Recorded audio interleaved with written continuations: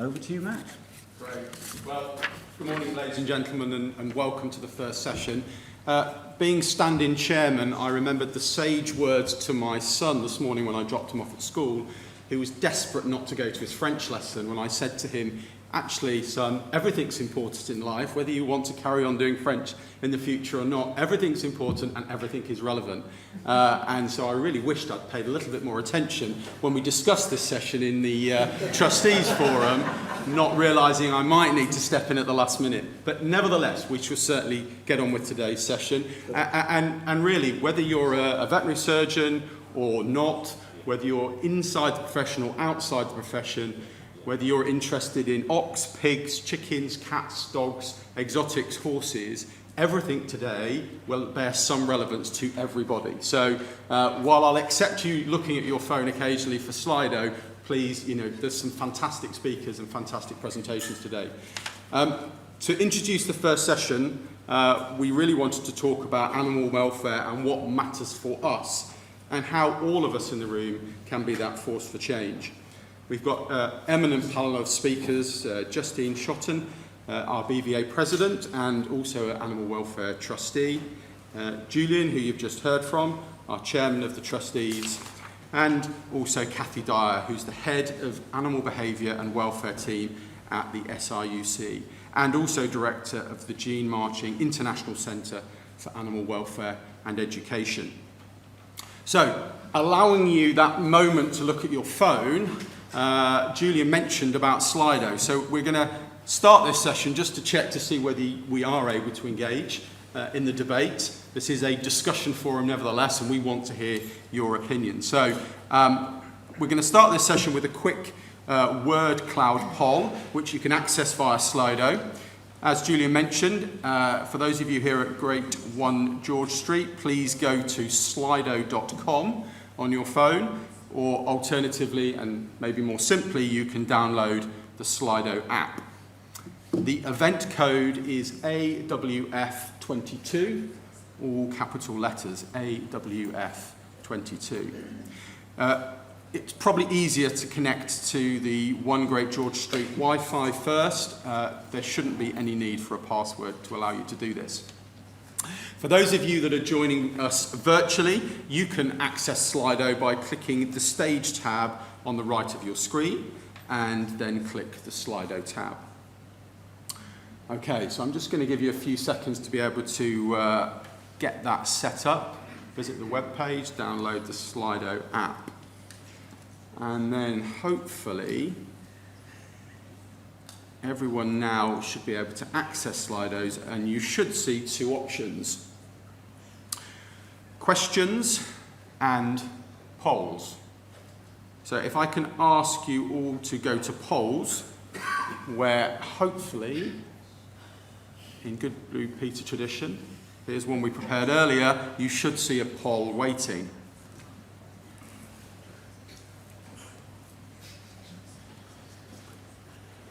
Somebody give me a nod in the audience to see that that's working.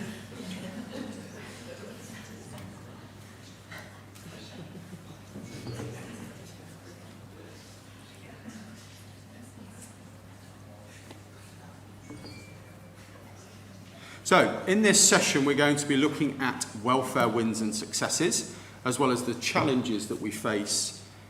So, what we want to know, in 1 or 2 words at most, is what has been the most positive move in recent years with regards to animal welfare?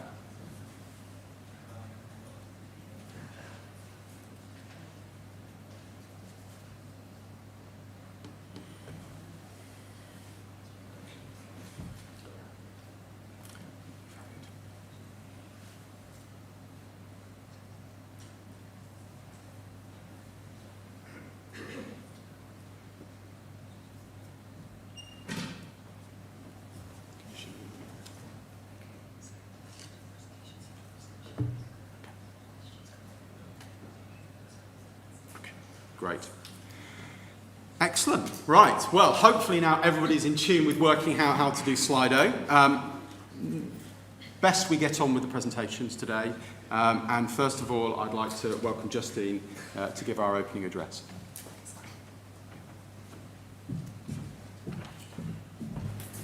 Thank you very much, Matt. So I'd like to kick off with talking about BVA and our animal welfare strategy, and then we'll hear how this interlinks with AWF and some of the Delphi project work. So, in 2015, In 2015, the Vet Futures report found that veterinary leadership on animal welfare was the most important goal for 2030, but there was a concern that the profession was not seen to lead on this agenda. The Vet Futures report also had the ambition to champion animal welfare beyond the bounds of the animals under our direct care. In BVA, Voice of the Veterinary Profession surveys, vets cited animal welfare as their top lobbying priority. So in response to this, BVA was developing its own animal welfare strategy, which was published back in 2016. This strategy recognised that vets have a unique and direct relationship with animal owners and a respected voice to help guide people to make good animal welfare decisions.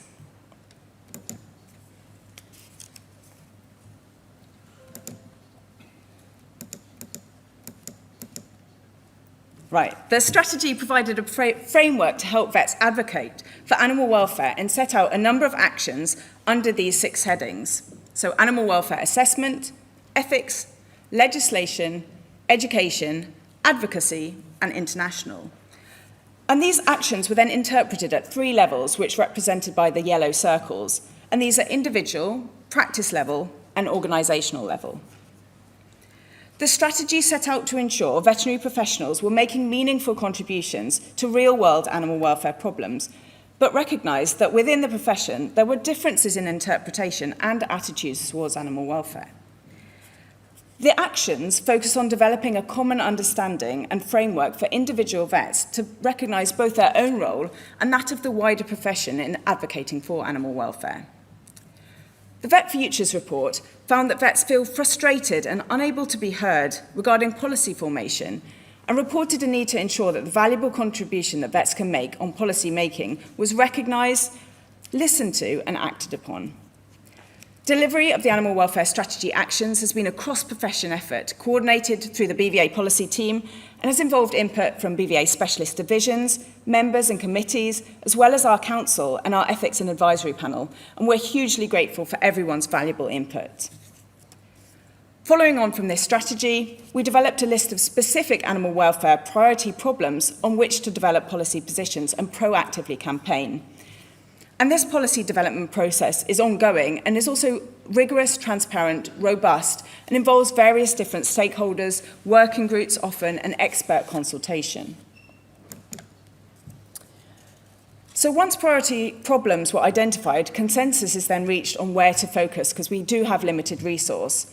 So in 2017, we identified 17 priority problems and have achieved a lot on each of these, both in terms of policy and advocacy, and these are shown by the red circles. This work predated the Delphi project work, which you'll hear more about shortly. And what's fantastic about Kathy's work was when she completed this, so many issues that our council had highlighted were mirrored in this work. So it gave us some real confidence that we were along the right lines, going down the right track, but it highlighted a clear roadmap for us to work with. We really, at BVA, believe it's essential to take time to develop an evidence-based position. So it's also so important to have AWF funding the vital research behind this work. And last month, we got the glue traps ban through, and that was AWF's funded work with U4 on the welfare issues associated with this, which was instrumental in informing parliamentarians in making these new laws. So fantastic wins. We've had a number of animal welfare wins, and I'm just going to have time to go through a very few of these. So since the publication of our strategy, huge progress really has been made. And at our Congress last November, BVA past President Sean Wensley, who you'll hear from later, did outline some of the key achievements and examples of success under our strategy to date. So I'm just going to pick one example under each of those 6 headings. So in terms of animal welfare assessment, really successful high-profile vet-led campaign to enshrine animal sentience in UK legislation post-Brexit. In terms of ethics, We've run BVA's Carpool Cases, led by James, so many thanks to him. And this is an online extramural study series, and it covers a range of ethical issues and helps support students in understanding ethical dilemmas and how to navigate these. In terms of legislation, there's been a number of huge wins. The BVA and National Animal Health and Welfare Panel with the local authorities, for example, developed a flowchart for vets to report suspected illegal imports of pets, and there have been many others. In terms of education, there's been a call for animal welfare, science, ethics and law awareness and training to be integrated across undergraduate curricula, and this is in the BVA policy position on undergraduate education and fed into the RCVS graduate outcomes programme. Advocacy, again, BVA's done huge amounts and led a number of successful animal welfare campaigns, including Breed to Breathe around brachycephalic health and awareness, Cut the Crop around illegal ear cropping in dogs, and also Choose Assured around how best to choose meat when you're shopping in the supermarket. And finally, in terms of international work, an example I'll give is BVA's policy position on sustainable animal agriculture, which has led to the less and better approach on sustainable consumption, as well as the animal welfare strategy directly influencing the FVE animal welfare strategy, which was recently approved at the General Assembly. And again, many thanks to Sean for his help with that. So this just gives you a flavour of some of our big, high-profile campaigns. And we've worked with several partners and rely heavily on our members to help amplify this message. And this is the real success story when the veterinary and animal welfare communities come together for real change. As we can see, a lot of activity has been undertaken to deliver our strategic actions, and a full evaluation of this activity and its impact is currently underway, with vets and stakeholders being asked to identify examples of what individuals, workplaces and associations do well to contribute positively to animal welfare and what they can do better. So we are committed to publishing a review of our strategy and setting out refreshed actions for this year and the years ahead. And at our workshop last November, our divisions contributed to this review, working to identify opportunities for demonstrating leadership on animal welfare. And we set it under 3 key headings, because a lot of things have changed since 2016. Post-Brexit, post-COVID, and environmental sustainability and One Health. And you can see some of the themes and examples in those red circles that came up. These are really wide-ranging and hopefully will help to inform the review of the strategy and set out refreshed actions which are currently being drafted. So I don't have time to go through these in detail, but hopefully that gives you a little bit of a flavour of what was discussed and some of the themes that we need to think about with the current context that we're working within. So, we've achieved an enormous amount, but the big question is, what next? And we need your help with this. A lot has changed, as I've said. Brexit, COVID, environmental sustainability are all high up the agenda now. What are our opportunities for reframing and reshaping these actions? There's also a huge opportunity for the profession to engage with post-CAP agricultural policy and shape it in a pro-animal welfare direction, following our successful government lobbying to include animal health and welfare as public goods. In addition, veterinary involvement with environmental sustainability has the potential to encourage a One Health approach to global climate crisis and recognises this importance of animal welfare. And it's clear that influencing human behaviour change and understanding this social science will need to be at the heart of future plans so we can make progress. But we can only continue to make good progress where the animal welfare and veterinary communities come together. So please start to think about these questions as we move on to our next speakers. Where do you see the opportunities for reframing and reshaping our actions? Where are the challenges and how do you think we can overcome them? Who are our best audiences? Where are our spheres of influence? And how can we explore the ambition in the Vet Futures report to champion animal welfare beyond the bounds of just the animals under our direct care? And just finally, a huge thank you to all my colleagues at BVA, the fellow officers, amazing staff. A huge shout out to Sally, who sadly left BVA, but she's been amazing and really helped throughout this process. And a massive thank you to Sean as well for really championing and spearheading this strategy all those years ago. And you'll hear from him later, and his amazing book, you'll have to read it, it's fantastic. And without further ado, I will hand over to the next speaker. Thank you. Thanks, Jessie.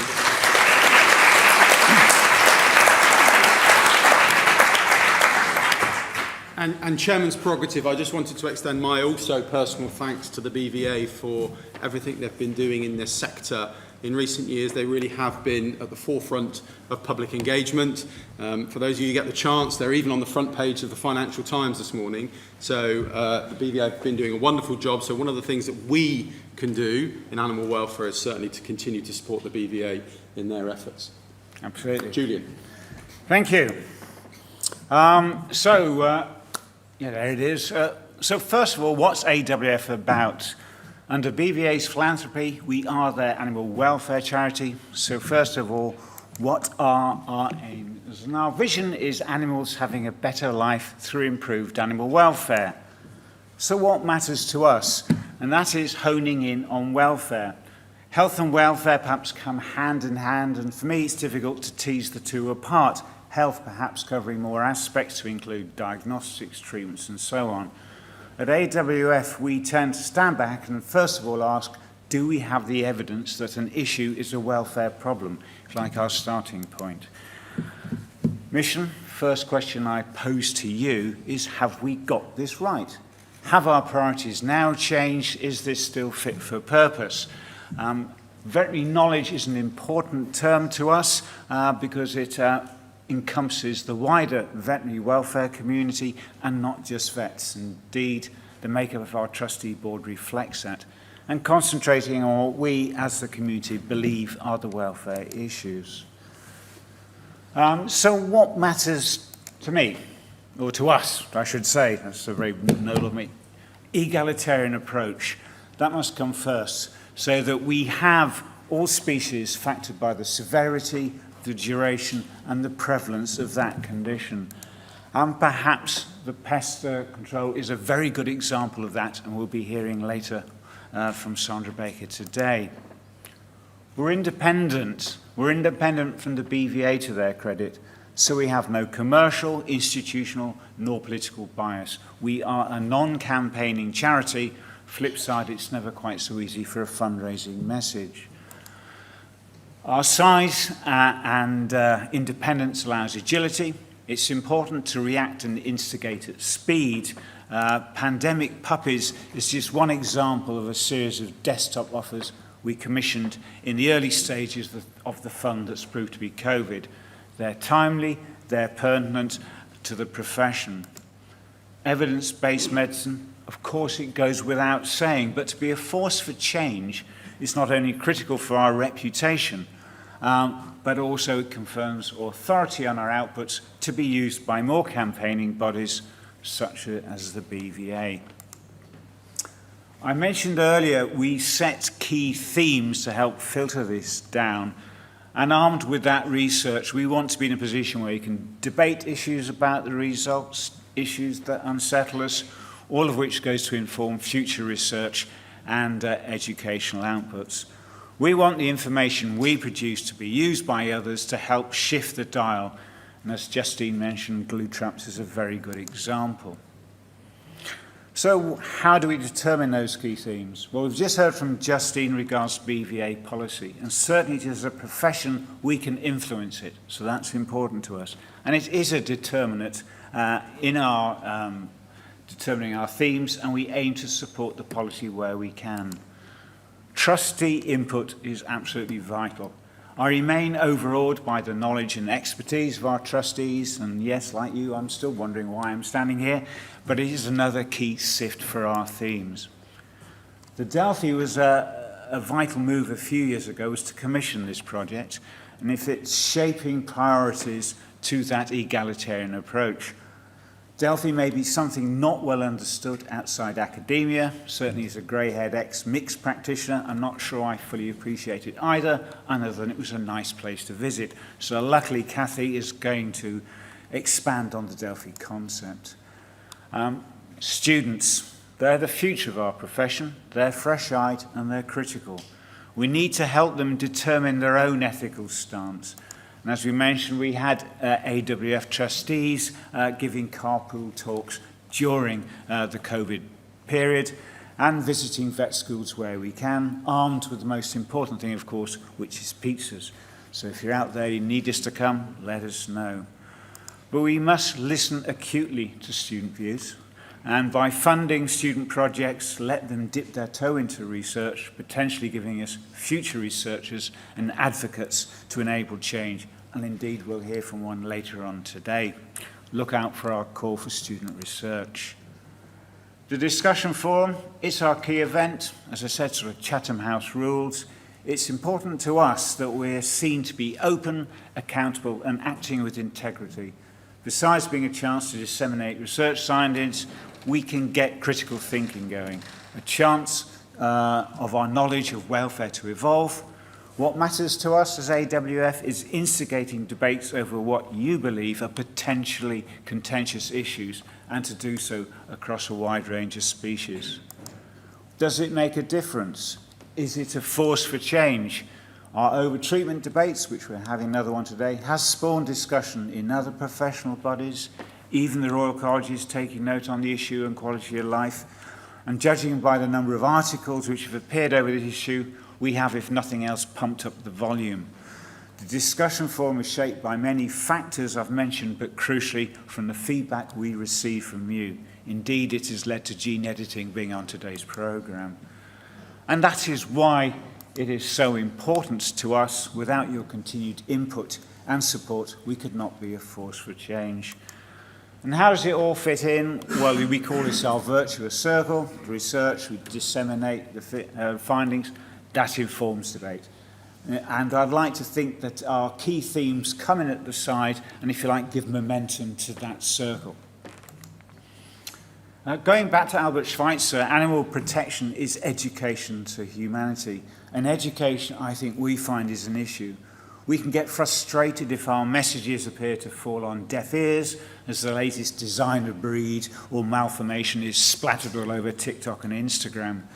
How we can educate or influence the general public is a real issue, and it exercises many bodies besides us. The NHS must be for one. Behavioural science is an absolutely fascinating route, and indeed we funded a project on motivational interviewing in the dairy cattle sector. So whilst it can be exasperating if our work often appears to resemble tumbleweed floating by, it doesn't mean we should stop, but explore together how we can make that impact. How can we use behavioural change? How can we get our messages through?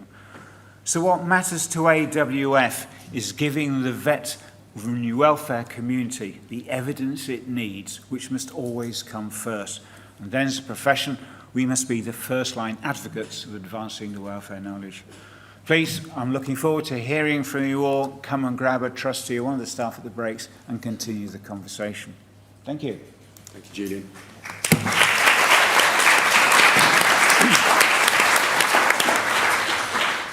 So, outside of policy and professional engagement, we've got some amazing educators and researchers working in the field of animal welfare.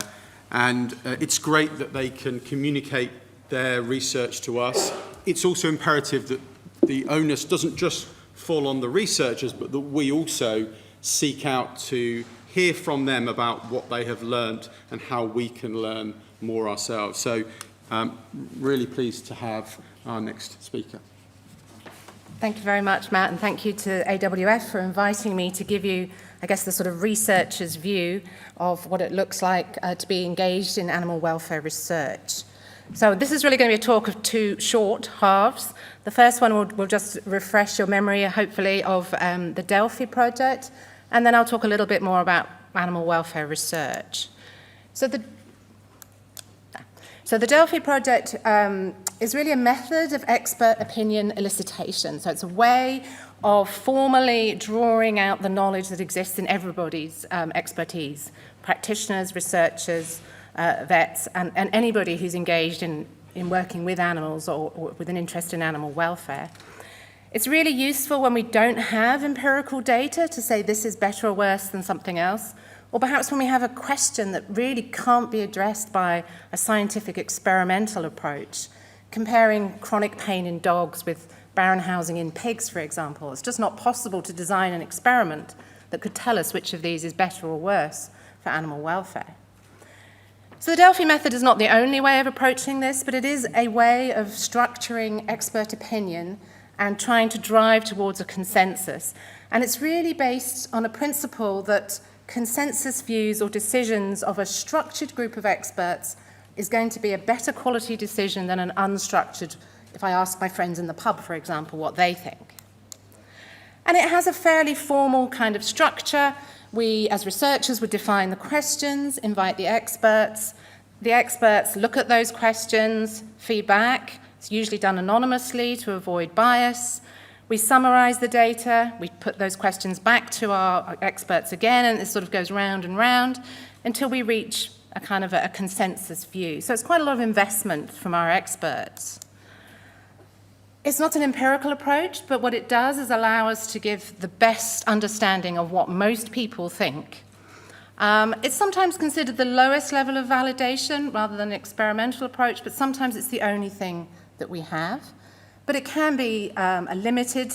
We can't analyze why our experts have told us some of these things.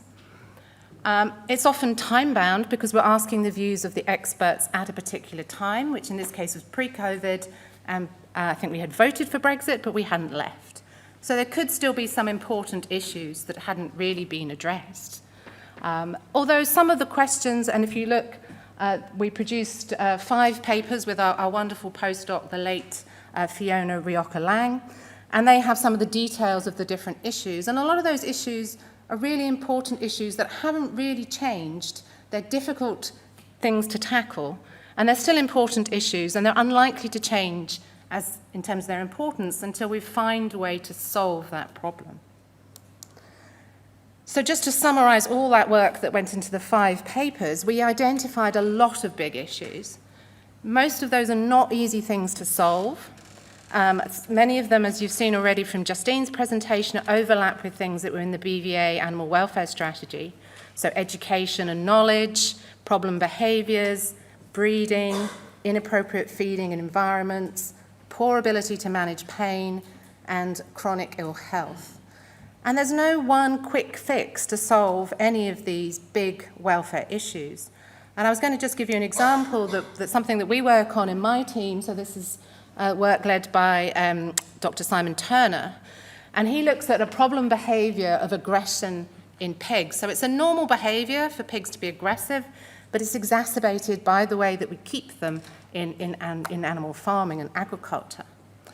One of the problems of this behaviour is it causes damage to the pigs. It can lead to chronic stress, poor growth, injuries, and in some cases in death. And that certainly drives the funding in this area because there's a commercial economic outcome as well as the welfare costs to the animal. And so the work really the research looks at why do pigs fight? Can we design a behavioural solution? Is it a heritable thing? Is it a genetic condition? Are some pigs inherently more aggressive than others? Could there be a genetic solution to this problem? Or is it because of the ways that the pigs are managed? So can we give an environmental solution? Can we look at how they're housed, what we give them in their environment? So even with relatively simple question, there can be different ways to tackle the answers. And if we find a solution, is it affordable? Could it be implemented? Is it practical? And then we need the human behaviour change aspect that Julian has already mentioned as well. How do we make that happen? How do we have that taken up? So you can see that for every single one of our welfare problems, there are a host of different research questions that we need to work through to find a practical, economical solution, which hopefully farmers or whoever the animal keeper is will be willing to implement. So for academics, issues can be really challenging. They require a significant investment in time. None of these questions are going to be solved by a short student project or a one-year investment, unfortunately.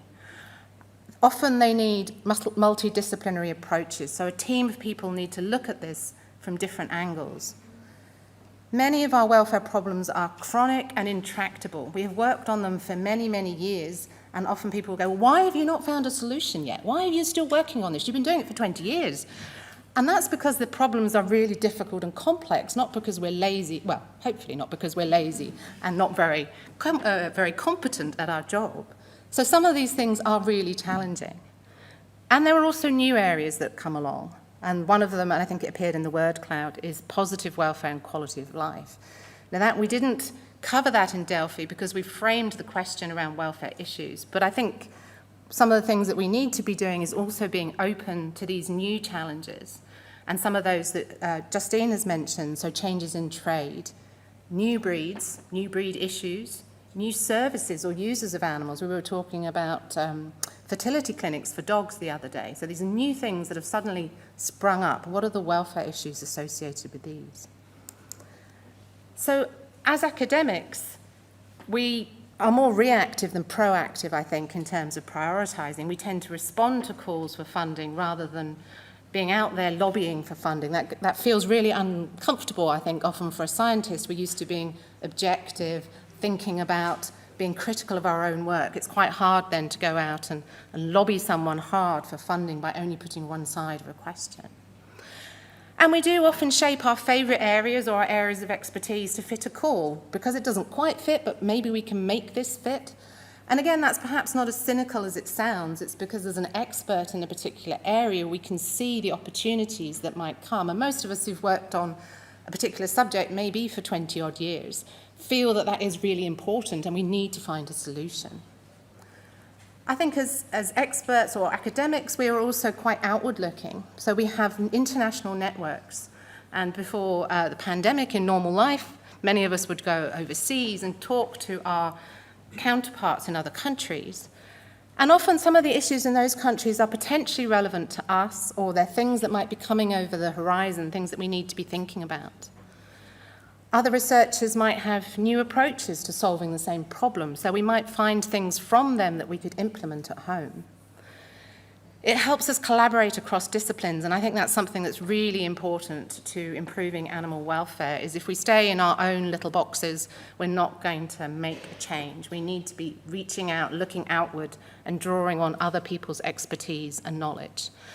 And maybe, yes, perhaps there's some cool new technique that somebody else is out there using that we can suddenly see an application for that in our own work, and that might just be the key that unlocks a potential solution or helps us get an approach out and make a difference for animal welfare at home.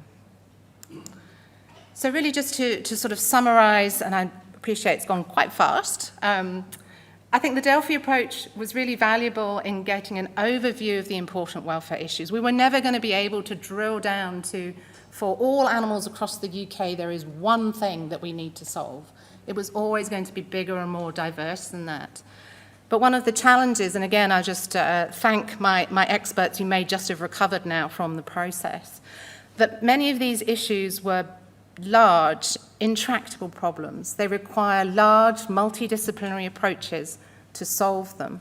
So nothing is going to change overnight, I don't think. But we need to work towards, I don't want to sound too depressing, this is never going to work. I think we have made big differences, and we've talked about some of those already. If you think of the sort of 50 to 60 years that animal welfare science has even existed, we've actually made huge strides, huge progress, talking about animal sentience that was coming up in that word cloud, which animals are sentient, having the knowledge and the data to be able to say, well, yes, we think crustacea and cephalopods are sentient. They need to be considered as sentient animals in any animal welfare legislation. To go back to the Delphi, how we framed those questions do lead to particular answers. So we have a very strong list of welfare issues, but they were very focused on negative issues. And I do think it's important that we bear in mind that welfare can also involve positive experiences for animals, and we can perhaps even mitigate some of those negative consequences by having positive experiences as well for animals. As an academic, my priorities are often concerned with the work that my team does or I do or the area that I work in, and we're only partly able to drive the research agenda in a particular direction. We might have lots of conversations with people, but often we can't really make the money come our way without having a more sort of joined up approach. So it's really interesting to hear how the Animal Welfare Foundation, how the BVA are tackling these things, because those of us who are beneficiaries of these ultimately can see how we reach a point where money is available. And there may be novel approaches to tackle old problems. So I think it's really important that we look outward as well as inward in terms of what we want to achieve. We often talk about animal welfare problems as being wicked problems. They're difficult problems to tackle. Many of those are not yet solved, but we are making progress. And I think eventually we will be able to make significant change to the lives of all the animals under our care. Thank you.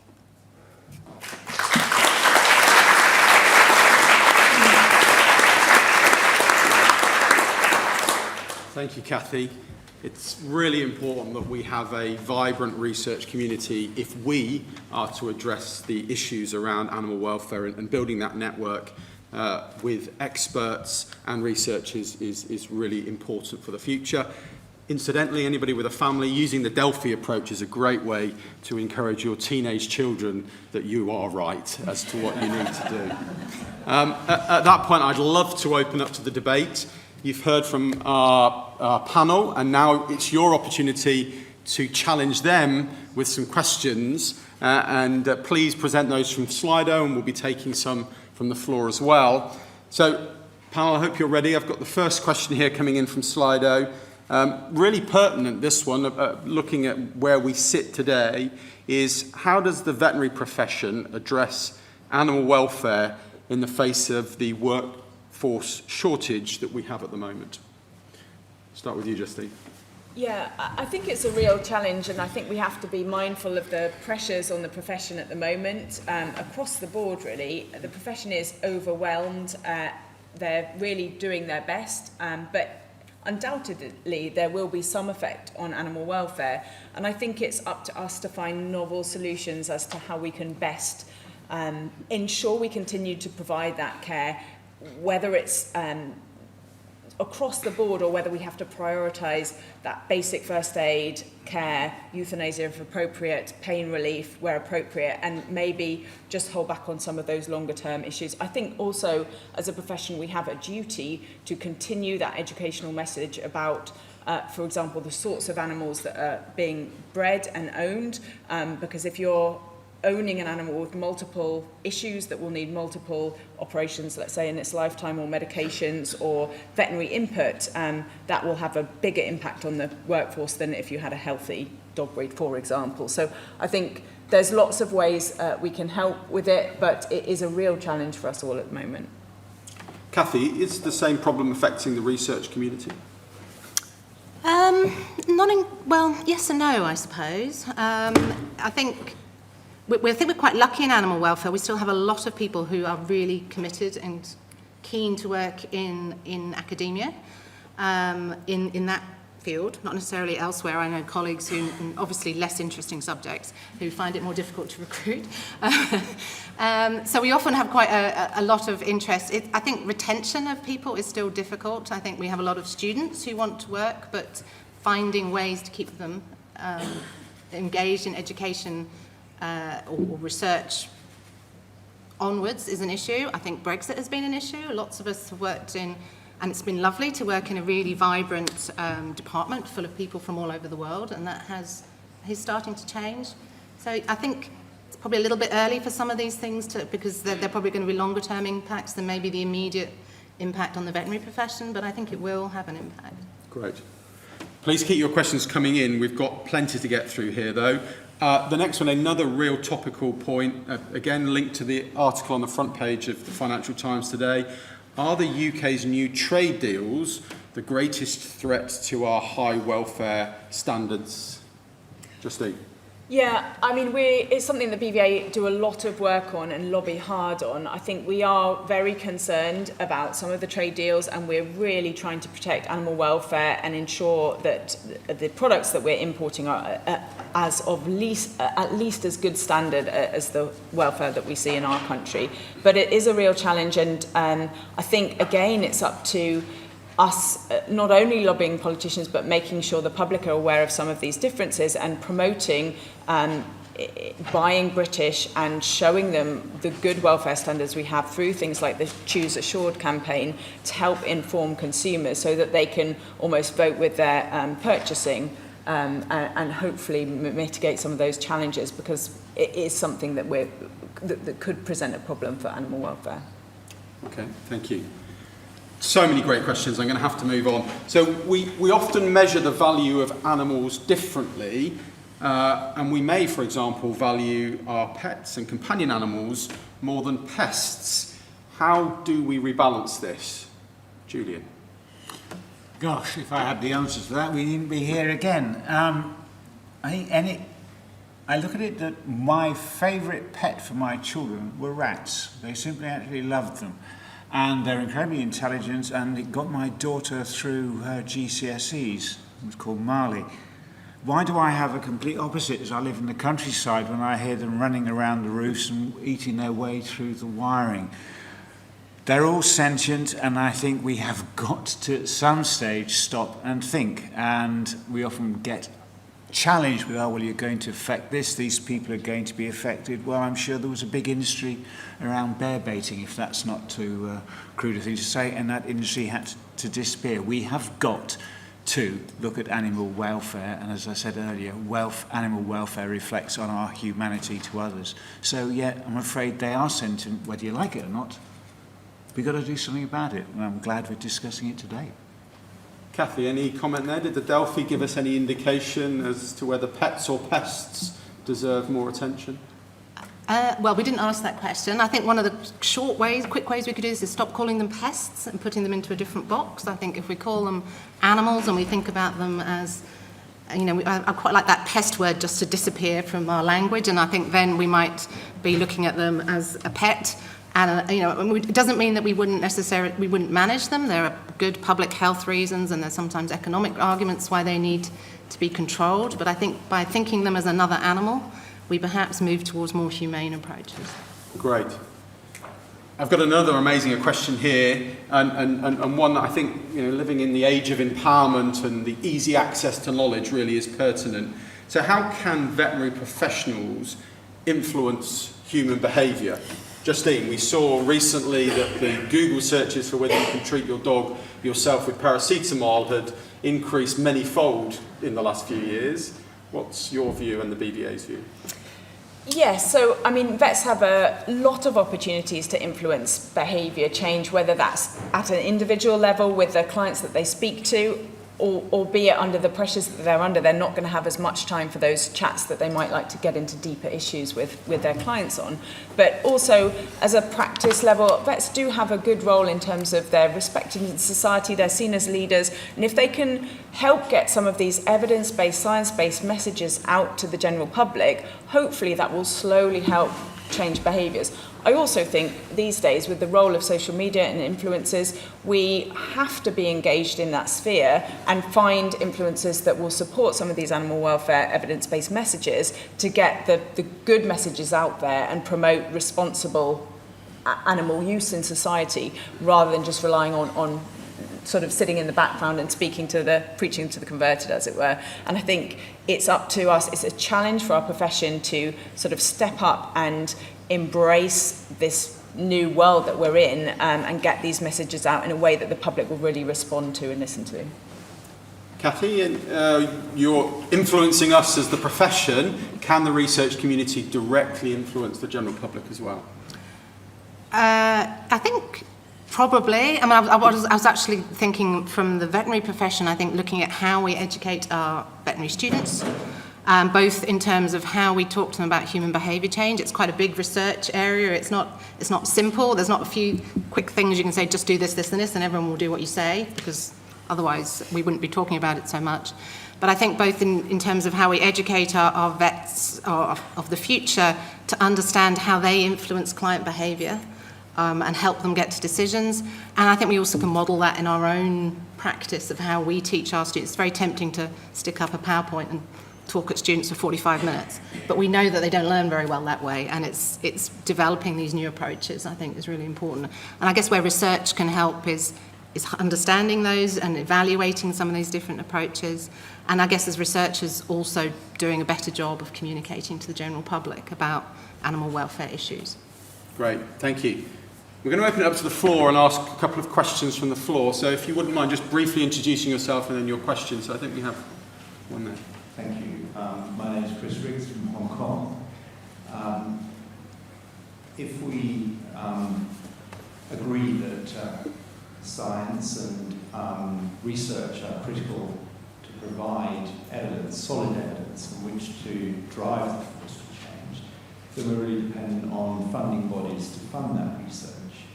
The problem is often funding bodies might have preferred topics where they'd like to see research carried out, and as Kathy rather alluded to, it then really comes down to individuals' preferred areas to do their research in, and they'll somehow mould the general topic to their preferred focus. The problem is that ends up with lots of little disparate projects that are not really concentrating on the major problem. And I think the Delphi work that you described is very effective at identifying what really are the issues, so we really need focus of the research. How do you think funding bodies could be more effective in trying to manage that? Should they be more prescriptive in defining the work that they want done? That obviously runs the risk of stifling innovation somewhat. But what is the balance? I personally don't feel the balance is very good at the moment. Kathy, I'd be interested in your view, but also the whole balance. Thank you. Thanks. Yeah, a challenging one, isn't it? I think. I think as a funder as well, obviously you want answers to questions that are very specific, or sometimes very specific to the area in which you're advocating for. And it is difficult. And I think as academics we would look at a funding call and think, it's not so much how can I make my work on this fit that, it's more about how does my expertise shape to be able to provide an answer or address this topic, I suppose. So I suppose having a clearly defined, if you really want to know a particular thing, if that is very clearly defined, then it helps researchers understand what it is you want, and that sometimes that's not always clear, but it may also be that it's not clear to the funder that you want to open this up and allow different sorts of approaches. I think in academia we're not always very good at collaborating either. I think that is, and we try to do that, and that can draw on these different expertises. I think because welfare science is so multidisciplinary, I think that is something that I think will benefit research in that space. But those can be quite expensive projects, and that again can limit funders, because if you've got 3 or 4 different universities working together on a problem, they'll each have people in those places who are going to need support to do that work. So those can be quite challenging. So I don't think there's a simple answer to this. I think if you have a very specific focused thing that you want an answer to, then putting that out is always helpful, rather than it being having to second guess as an academic what it is the funder really wants to know the answer to. But sometimes there may be broader questions that need that sort of collaborative, multidisciplinary approach. Great. I feel guilty that we're going to have to cut this short in a minute, so I've just a couple more questions. One at the front. James. James Russell, Veterinary Association at the University of Nottingham, and it was a comment really more than a question, that's hopefully brief. Just building on what Justine had just said about how we can be influencers of change and changing human behaviour as well. My comment is I really like us all to remember the power that we all have as individuals, and I think one of the great successes we've seen there has been through the sort of Breed to Breathe campaign, and we know that thanks to members of the profession going out and commenting to Hallmark cards and others, that pugs are no longer the staple Valentine's cards, and I think that's a really, really big step forward in terms of that human behaviour change. Just encourage people to carry that on, Matt. Thank you. Great. Listen, I know there's plenty more questions, and I really hope that you'll be able to continue those with each other over the rest of the day. I'm just going to finish by thanking the panel, but in thanking the panel, I would like to ask them in maybe one sentence, where do they see animal welfare in 20 years' time, and maybe just give us one issue that you would love to see us have resolved by then. Massive question. I mean, I'd like better public understanding of their own biases in terms of how they value different species, and therefore hopefully that will influence their behaviour for better welfare across the board, because I think it's so cultural as to how they value individual species and across the world really. So yeah, better understand. Wonderful. Kathy. Everything she said, and Probably a better understanding of why animals have behavioural needs and why they matter. So how can we manage them to allow them to express those behaviours? Great. Julian? I don't think I can add anything other than what these two experts have said. We value animals for what they are and not ignore them because it's convenient to do so. Great. Listen, thank you so much for your contribution to the debate today, and if you'd join me in thanking my panel as well.